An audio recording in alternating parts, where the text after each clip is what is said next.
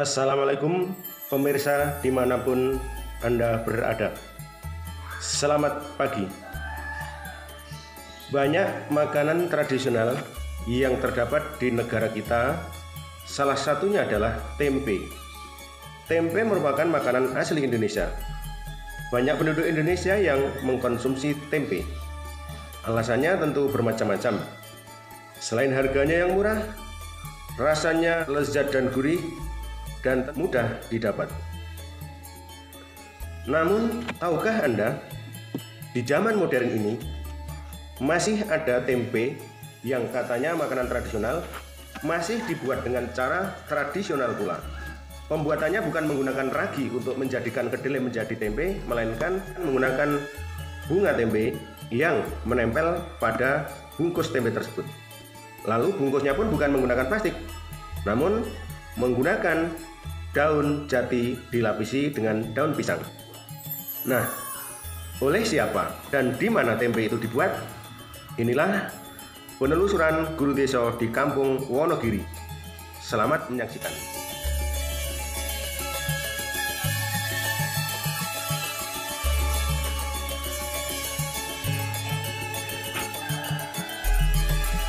Ini adalah proses perebusan kedelai yang masih mentah, direbus di sini agar nanti menjadi mengembang, kemudian empuk untuk selanjutnya, kemudian dibiarkan selama 1 malam dan selanjutnya digiling di tempat ini. Proses selanjutnya adalah penggilingan.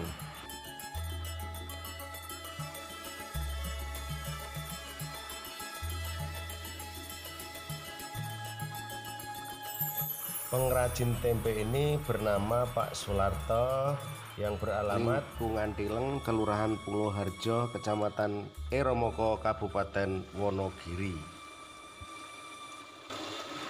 Ini adalah proses penggilingan. Penggilingan di sini adalah memecah antara kedelai dengan kulitnya, alias mengupas kulit dari isi kedelai. Setelah dipastikan antara kulit dengan isi kedelai sudah pecah alias sudah terkupas, maka ditempatkan di suatu wadah untuk proses selanjutnya.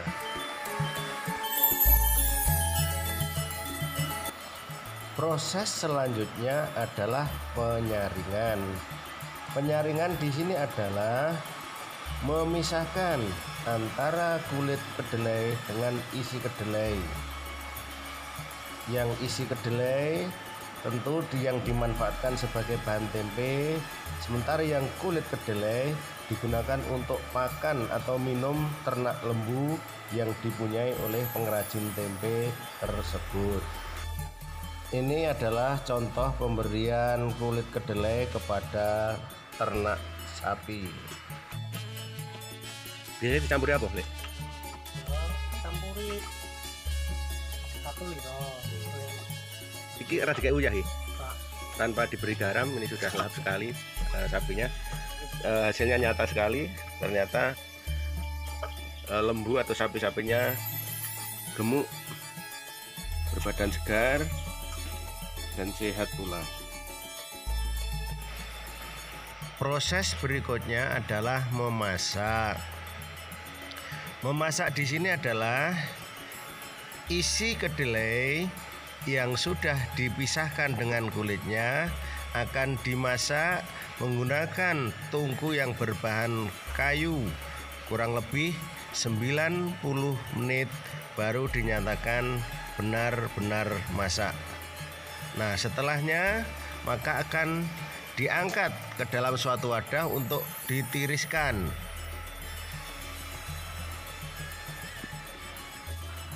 Setelah ditiriskan, maka akan dipindahkan ke suatu tempat yang lebih luas agar mudah terkena angin dan cepat dingin. Karena kalau belum dingin, maka belum bisa diberi bumbu, belum bisa diberi gantinya ragi. Proses selanjutnya adalah memberi bumbu atau obat kalau pada umumnya adalah ragi, namun di pengrajin tradisional yang ada di Wonogiri ini bukanlah ragi yang digunakan, melainkan campuran antara bunga tempe yang menempel pada bungkus tempe itu dicampur dengan bekatul yang sangat lembut dan sudah disaring. Selanjutnya dicampur, dibiarkan sampai beberapa menit, kemudian siap untuk diproses berikutnya. Proses terakhir adalah pembungkusan. Untuk pengrajin tempe Pak Sularto ini, sekali lagi bungkusnya bukan plastik, melainkan godong jati atau daun jati yang dilapisi dengan daun pisang. Ukurannya disesuaikan dengan ukuran tempe yang disediakan. Caranya, daun jati dipegang tangan kiri, kemudian dilapisi dengan daun pisang, kemudian bahan tempe dimasukkan ke dalamnya, lalu dilipat, kemudian membuat 2 biji, selanjutnya digandeng berhadapan-hadapan dan diikat. Itu namanya satu ikat. Kalau di Wonogiri namanya satu gendok. Demikian dan seterusnya, maka tempe-tempe itu akan selesai bila sudah mencapai 30 kilo yang dimasak tadi habis semua. Pak Sularto selaku pengrajin tempe ini mempekerjakan istrinya sendiri untuk membungkus tempe, dibantu orang tuanya dan 2 anaknya serta tetangga.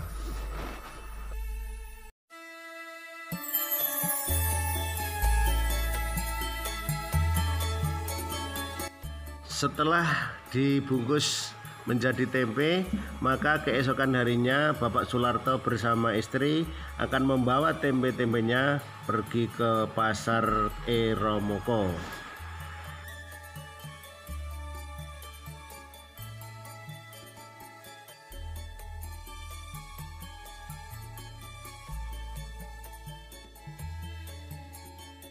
Jangan lupa tonton video Guru Deso.